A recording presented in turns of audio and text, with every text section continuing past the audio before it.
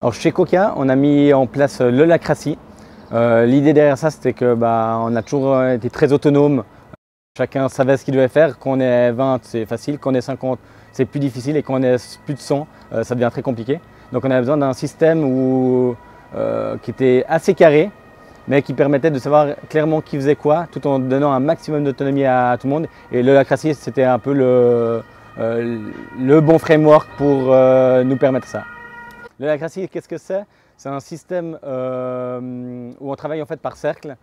Chaque cercle a des rôles. Chaque personne peut avoir plusieurs rôles dans ces différents cercles. Et ça permet d'expliciter les redevabilités pour chacun des rôles, expliciter également les autorités, donc qui a autorité sur quoi. Et ça permet très facilement de rester un maximum horizontal, mais tout en donnant un certain nombre d'autorités à certaines personnes pour que ce soit clairement établi qui peut prendre certaines décisions.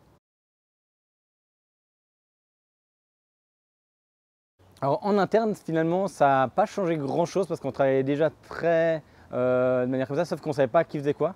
Donc comme je l'ai dit avant, qu'on est 50, c'est facile. Qu'on est 100, ça a permis d'amener la clarté et l'explicitation dans les attentes de chacun.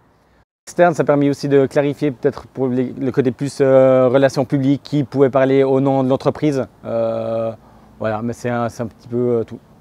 À l'externe, peut-être les gens finalement gardaient les titres qu'ils avaient déjà, voilà, avec la liberté qu'ils avaient.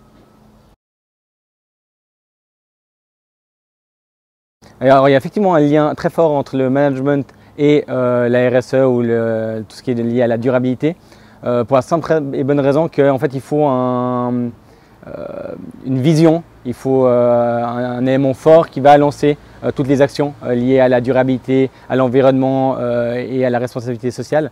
Donc c'est fondamental d'avoir quelque chose de fort et il y a un lien établi entre les deux.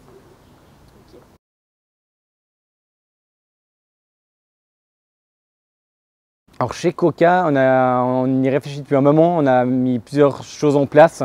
Avant l'holacratie et maintenant qu'il y a l'holacratie, on a mis en place un cercle RSE qui a pour but d'avoir justement d'établir une vision et de créer les futures étapes pour notre plan de durabilité et pour avoir que Coca ait le moins gros impact sur l'environnement. Sachant qu'on a un site e-commerce, c'est toujours compliqué, mais on veut être les moins pires dans ce domaine.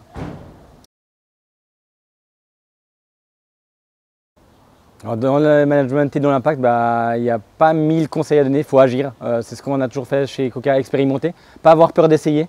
Il faut tenter, et toujours l'avantage en essayant, c'est qu'on peut revenir en arrière, on peut bouger. Donc voilà, le seul conseil, essayer, expérimenter.